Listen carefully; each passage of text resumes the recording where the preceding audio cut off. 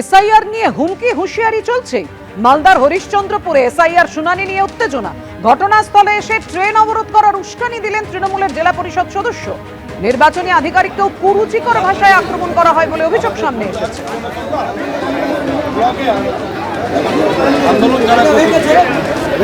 আন্দোলন শুরু করতে হবে।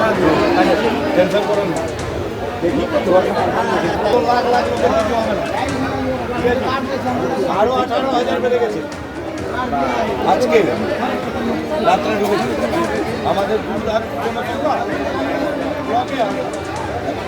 আন্দোলন যারা করেছে আন্দোলন শুরু করতে হবে।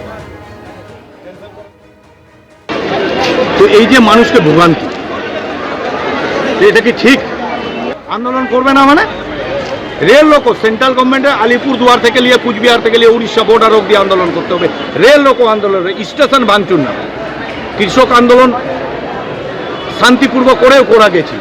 আজকে রেলে যুবা টোটাল আমরা ব্লক যুবা ধরে নিই কিনা চলতে দেবো না। 5 দিনে সেন্ট্রাল গভর্নমেন্ট গণেশ কুমার মাথা নিচু করে সব ঠান্ডা হয়ে যায়। আমরা আন্দোলন ভুলেই গেছি। এটা কোনো কথা নাকি? মানুষকে এরকম ভোগান্তি, আমরা অবৈধ?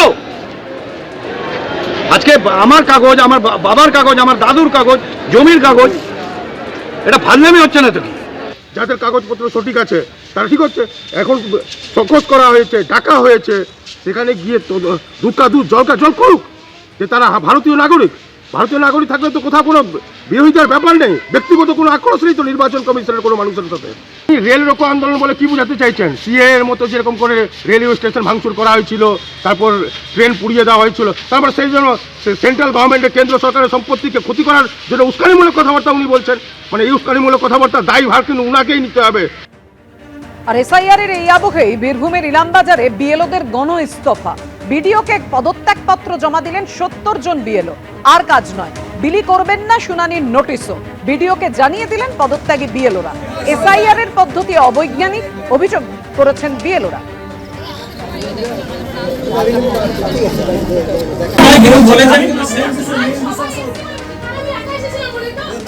কাজ করতে করতে দেখেছি যে একদম পুরো সিস্টেম অবৈজ্ঞানিক ভাবে কাজ চলছে। এসআইআর কাজ একদমই ভালো চলছে না। আমরা চাই যে স্বচ্ছতা এবং খুব ভালোভাবে ভোটার লিস্ট তৈরি হোক। তার জন্য আমরা ড্রাফট লিস্ট পাবলিশ করে দিয়েছি। ডেট এবং স্থানান্তরিত ভোটার যে যা পার্টে যতগুলো বাদ দেওয়া যায়, যেগুলো আছে সেগুলো আমরা জেনুইন, সেগুলোকে আমরা ডেটগুলোকে বাদ দিয়েছি, ট্রান্সফারগুলোকে শিফটেড বাদ দিয়েছি। আমরা সুন্দরভাবে কাজটা করেছি ফিল্ডে ঘুরে ঘুরে। কিন্তু এখন দেখা যাচ্ছে যে না, এরপরও আবার ডিসক্রিমিনেন্সি লিস্ট দিয়ে ডিসক্রিমিনেন্সির নামে একটা প্রচুর লিস্ট পাঠিয়েছে হিয়ারিং এ। তাই ভাবছি যে আমাদের এই কাজ আর করা যাবে না। আমাদের যেটা দায়িত্ব ছিল ড্রাফট লিস্টের নাম তুলে দেওয়া, একটা ভোটার লিস্ট পাবলিশ করা, আমরা করে দিয়েছি। সাধারণ মানুষের বিভ্রান্ত করার জন্য আমরা তাদের বিশ্বাস নিয়ে খেলা করতে পারবো না।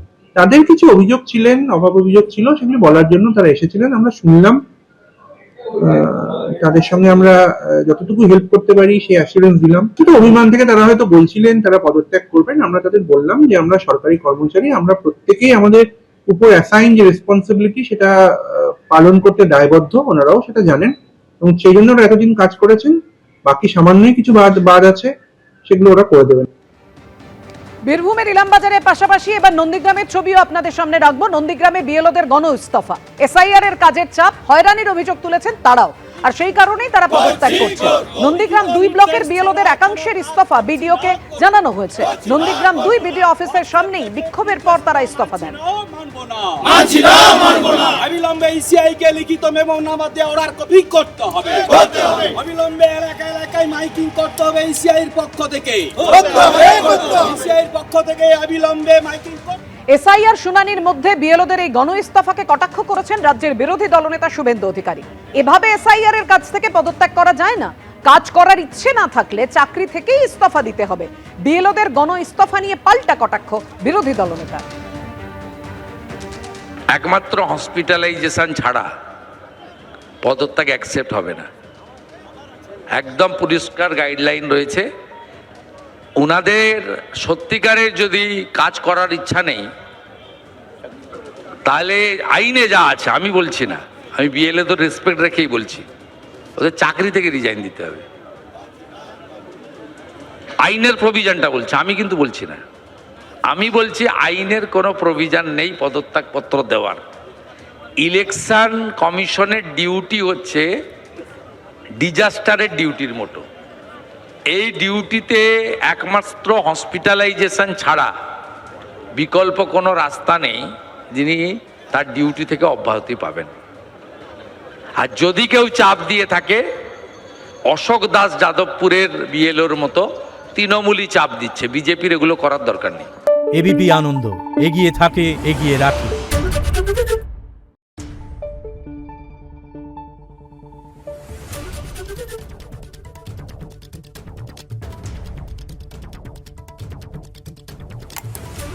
Thank you.